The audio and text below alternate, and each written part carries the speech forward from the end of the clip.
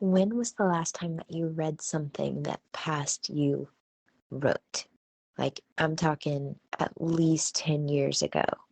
Because today I read a message from a friend of mine from elementary school and middle school who's going to be going to Hawaii later this year. And she was just asking for any recommendations while her family's visiting Oahu.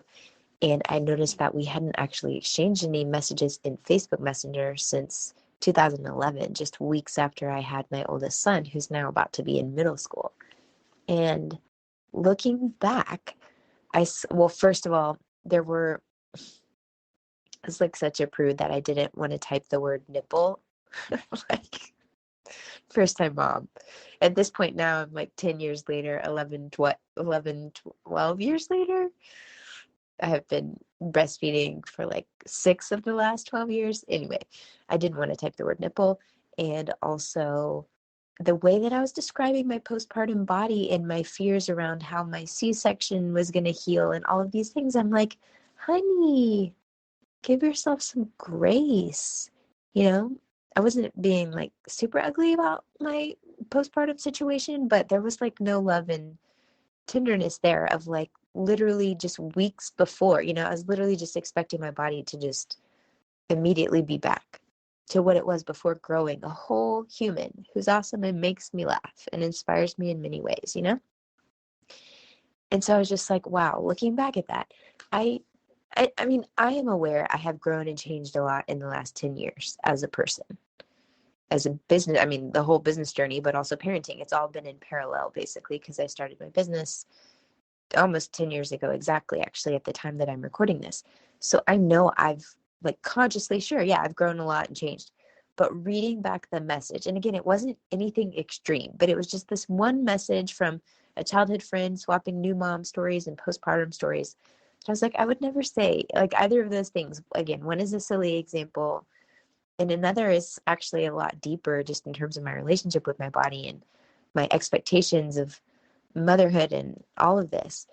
And I'm just like, there's so much growth that doesn't show up on a profit and loss statement or a bank statement or a website or a camera roll even.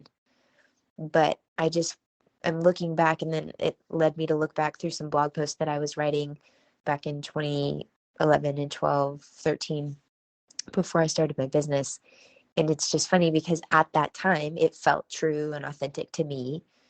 And now I'm like, oh my gosh, like just cringing because it's just, she was cheesy, like even talking about exclamation point itis, sure, but like just the sugary sweetness of it all. My voice has evolved. I feel like and literally it sounds deep right now because we're recovering from COVID over here. But anyway, my voice has changed.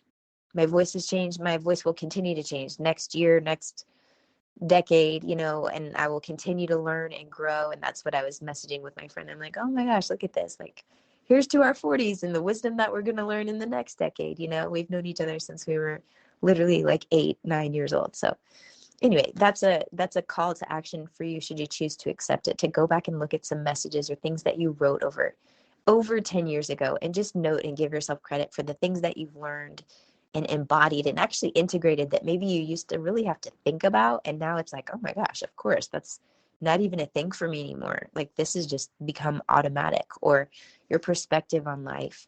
And I think that's also permission for us to remember that whatever is true for us now may not feel true tomorrow. We may change our perspectives and our opinions, and that's totally okay, because all we can ever be accountable for is like, in this moment, is this an integrity? Is this really truly what I think and believe? Okay, great. And I can handle it if and when my perspective and opinion changes. That's growth. That is humanity. That is how it's going to be. We don't have it all figured out right now. That's literally not the point. So anyway, take that for what you will.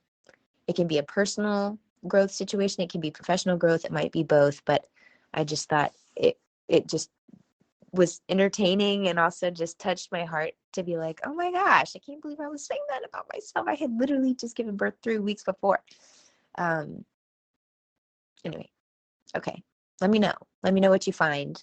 Let me know what you notice and what stands out to you. Go back digging through your cringiest DMs. I want to hear all about it. Hit the link for the comment box and tell me what you find and what you notice, what stands out most to you in terms of who you are now. All right, talk to you soon.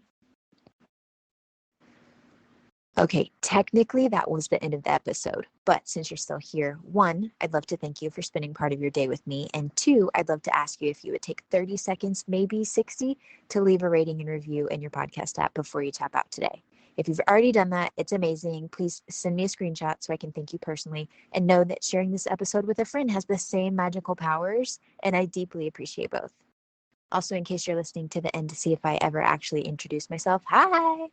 My name is Nikki Elledge Brown. I'm the host and author of Naptime Empires and this here On Her Terms podcast.